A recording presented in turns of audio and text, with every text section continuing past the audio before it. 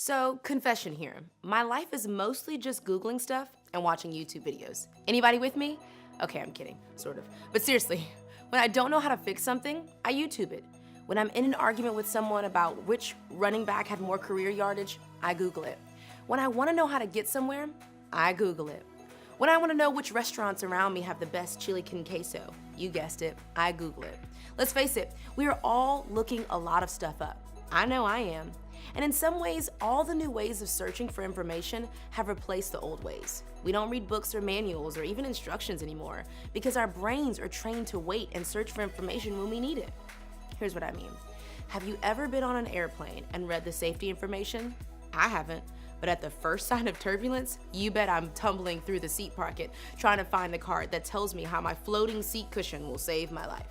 Or what about the instruction manual that came with your phone? Did you read it? No. Did you even know you had one? I bet you started messing with your phone to figure it out. Now, of course, if your phone messes up, you better believe you'll be searching for how to fix it. Just about everything we buy comes with a manual, which we only read when we need it, when we're desperate, when we need help. And for many of us, the Bible can feel that way too. We think of it like our manual for life. It's what God included with the package of being a human.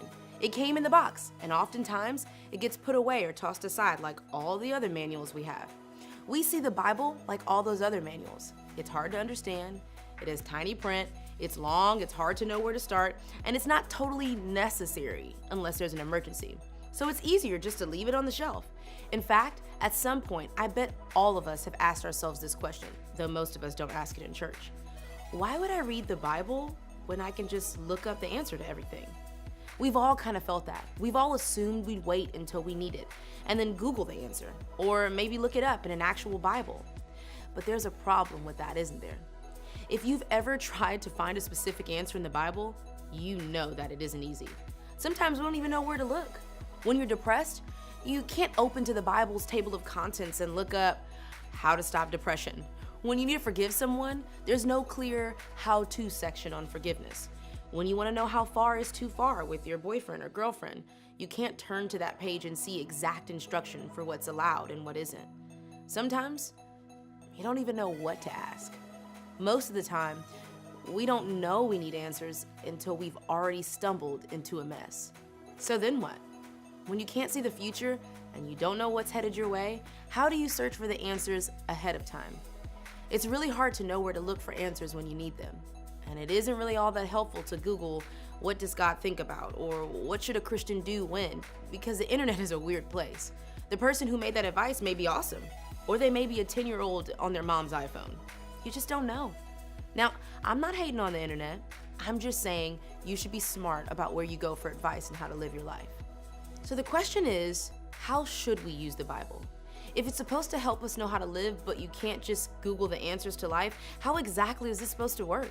And does it work, really?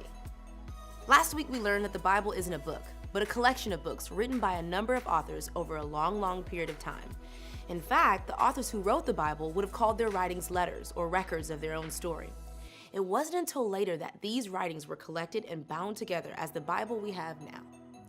One of those books is a collection of prayers and songs, things people said in response to their relationships with God. We call that book Psalms. Not only is it the longest book in the Bible, but inside you'll find the longest chapter too. Don't worry, we're not going to read all of it today. But this super long chapter of the Bible, Psalm 119, is all about this very topic of why and how God's word can actually be helpful in our lives. Verse 105 says it like this: "Your word is a lamp for my feet, a light for my path." You've walked in the dark before, haven't you? At my house, that usually ends with me stepping on a Lego. Ever stepped on one of those things in the dark? It's the worst. And the only thing worse than trying to find your way through the dark in your house is trying to find your way through the dark outside. It can be painful, it can be scary, you can get lost or run into things you weren't expecting. And the psalmist is saying life can be a lot like that. We don't always know which way to go or what to watch out for. It can be a lot like walking in the dark. But God's word is a lamp that helps us see our next steps. It helps us see what we couldn't see before. In other words, the Bible brings things to light. It doesn't just help you see the answer to just one question you have. It helps you light up the whole path. Think about it.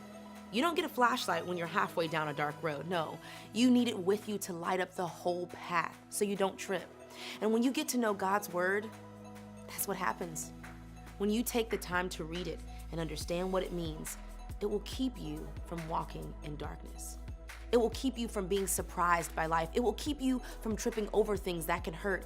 It will literally give you enough light to see the next moves for your life. When you get to know and understand the Bible, it can give you enough light to know what to do about the big life questions that you can't just Google. Questions like, should I date him or her? Should I be friends with them? Does it even matter if I cheat or not? What do I do when I'm hurt? What do I do when I'm scared? How do I do with my parents, my dating life, my stress, my future? Listen, life is full of moments with too many what ifs to just search for an answer online and hope the person who wrote that Wikipedia page was right. You need a way to see the whole picture. You need a way to see what you can't see. And that's what the Bible does. It brings things to light. Now, unfortunately, getting the big picture, learning the framework for how to live, is never as quick as just searching for an answer or asking Siri. But lots of good things happen over time, which take time. You don't learn to play the guitar overnight, but when you do learn, it's awesome. You don't get a six-pack by doing sit-ups the night before camp, but if you do sit-ups over a period of time, you get your six-pack and you know it's worth it. So, the Bible is like a six-pack. You can quote me on that. Just kidding. But it does work a similar way. You have to spend time with it. And as you spend time with it, you'll begin to know it. And when you know it, you'll find yourself in fewer positions where you need to Google an answer. It'll be like your Google. You'll be the one with the answers to life stored up in your brain for whatever comes your way. It won't happen overnight, though. It's not a magic pill, but it is possible. You can see the next move. You can be ready for difficult paths. You can walk in the light without fear of darkness in your life. And knowing God's word, the best seller of all time, is the key. So get started this week. Don't wait until you feel like you're about to trip over life. Don't get caught up in the trap of believing the Bible is a manual you only go to when things are about to fall apart. Treat it as a book you have been invited into, where you can learn from the mistakes of people who have gone before you, where you can read about a God who loves you and wants the best for you. Because here's the thing, the Bible is much bigger than a manual, which is good, but maybe that also sounds intimidating. In fact, a lot of people don't pick it up because they don't know where to start. But this week, I want to give you some real, actual start here steps. First, I want you to get a Bible. And while you're at it, get a version you can understand. Life Application Bibles are great. NIV, NLT, ESV, these are translations where experts took the original language of the Bible and translated it to modern, anybody can read it English. Then decide you are going to read it this week. And look, I get it. It's a big book. So let me give you 3 options. This week, you can read in Psalms, Proverbs, or Philippians. For most of us, just opening up a Bible and actually reading it is a huge step. But it's also important to remember what you read. A light's no good if you don't carry it with you, right? Now, I'm not saying memorize it, but I am saying you have to find a way to really take in what it's saying. And here's a great way to do that. I call it the 10-10-10 plan. Read for 10 minutes. You can do anything for 10 minutes. The next 10, write something for 10 minutes. It could be a prayer, it could be questions, it could be a verse you bumped into that you want to remember. And finally, talk about it for 10 minutes. I'm not saying you call your grandma and read her Psalm 149, although you could. What I mean is, text somebody in your small group and tell them what you're learning, or mention your readings to one of them between classes. Talking about something you read and wrote about can get it stuck in your brain, and that's a good thing. Maybe you do one of these things each day, or maybe you do all 3 at the same time. However you do it, 30 minutes could mean you're on your way to turning on the light for your life, to engaging in the Bible in a way it was meant to be engaged with, and not just as an emergency manual. Listen, no one wants to go through life tripping over obstacles, and we don't want you to be walking into situations blindly. But you know what else? I don't want that for your friends either. You can be the person who is carrying the flashlight for them. You could be the one who knows the next step, has the next answer, and helps out somebody else because you took the time to really get to know what God says about life. A lot of people think reading the Bible is too hard, but try living life in the dark. That's a lot harder than reading what God wrote down for us. So read it often. And when you do, you'll find over time that you have the light to see the next step, and that will make all the difference in your life.